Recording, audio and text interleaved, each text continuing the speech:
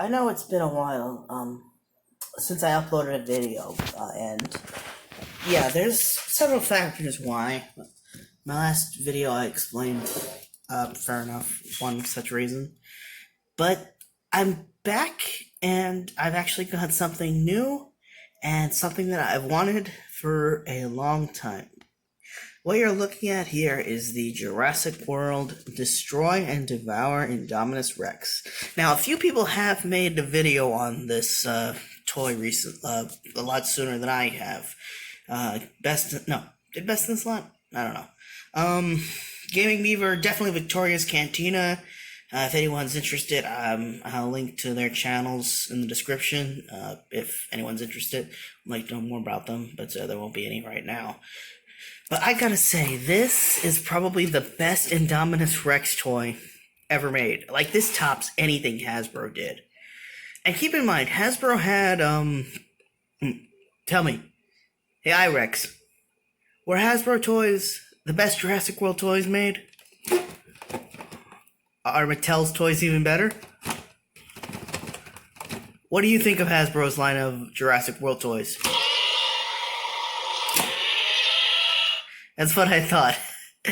So yeah, as you can tell, this has 3 actions, 2 of which are located right up front, and they are a roaring action, and I guess you could say it's if there was more control over the noises, that could also double as like a chewing feature. Action. And the thing is, Hasbro had an Indominus Rex hybrid that had a very similar feature to that, where the jawline would just go.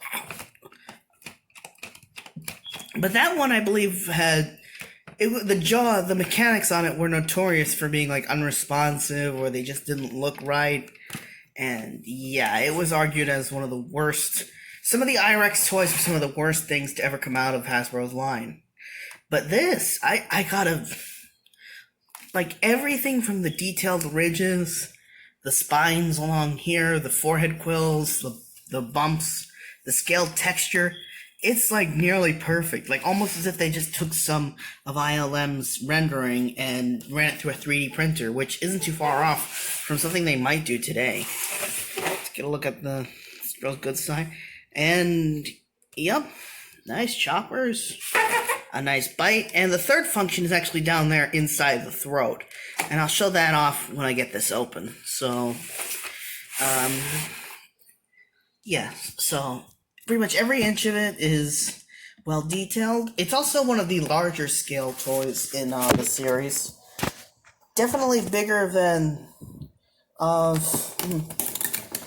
if I had to compare this going even further back to the Kenner days, I'd compare both features and size-wise to the Bull T-Rex figure from the Lost World. I'd say that it's about as big as that figure, just less bulky, because unlike the Bull T-Rex or even the Super Colossal T-Rex, even though it devours figures, it doesn't, there's no way to... Oh, it seems like the feet are stuck at the bottom. There's no, like, compartment like in the belly here. There's no compartment to store them. It's all in the throat. So if I have to pause this, I will, because I don't want to bore anybody. Excuse me 1 second.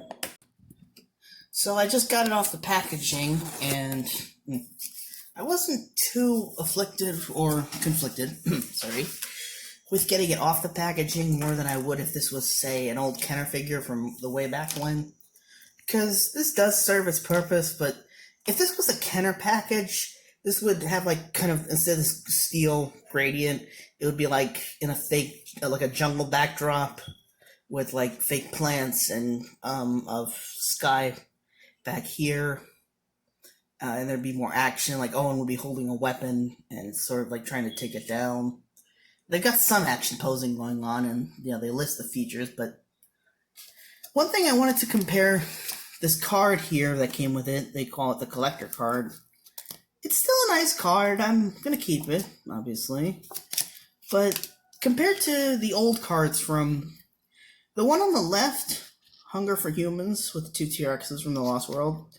I believe it says Topps, the Topps trading card company, and I believe it was sold in packages, like foil packages, like you'd probably get Pokemon or really baseball cards today. And this is one of the cards that came with the actual toys from 93 and 94. They were made by, they were made by Topps for Kenner to put inside the toys, basically. And I guess this came from the Jungle Explorer toy, and it basically describes the scene and has a photo on there. And yeah, this just feels like it's not too bad. It doesn't feel cheap or nothing, but there's just not much put into it. There's not even any text. But I guess I understand why. I kind of understand why this is probably, because the ages on this thing is at least 4, maybe younger, before most kids know how to read. So, if it's a kid, if this is getting for, if this was given out to kids, it's so they don't have anything to worry about reading on this aside from the name. And even then, they probably already know the name anyway. There's a lot more text on the older cards than there are on this one. So, moving on, we have the I-Rex in all its glory. For some reason the feet were packaged all crooked, but they can be straightened out. And funny thing is, they feel somewhat tighter than the T-Rex's feet. This is the non-electronic Stompin' Tomp, I believe, T-Rex. The feet on that feel fine, but they could be a little tighter. And of course, there's that squeaky joint. I actually had to put some oil on it. It was getting so bad. So these are roughly in size, if not slightly bigger. Then again, the I-Rex was supposed to be bigger than the T-Rex. And now I'm going to try out the devouring feature. Oh, sorry, that's another. Much like the Grab and Growl Indoraptor, this feature does seem to have slashing claws. I'm not sure if they're meant to come together to hold on to something or just sort of slash like that, considering how they were packaged, but let's try with this old Kenner figure, see if we can get the arms to hold. Huh, yeah, it actually did. It held them pretty well. Head can't bend in to eat them properly, but speaking of, let's see if he kind of fits. Oh. Well, couldn't get it in all the way, but it kind of fits. Keep in mind, this is a much older Kenner figure. I was going to take this Raptor, but I can't. I was going to have the legs fold up, but I can't get them to fold, so let's try this 98 Godzilla figure of Animal.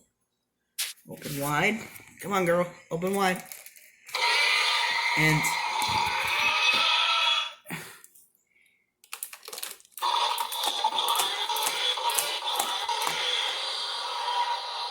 oh, she ate it.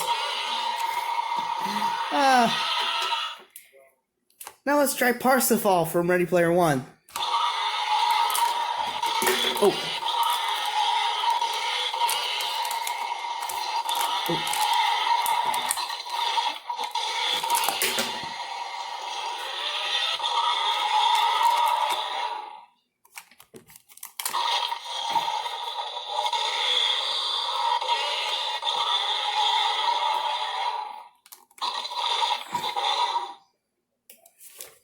And there you have it.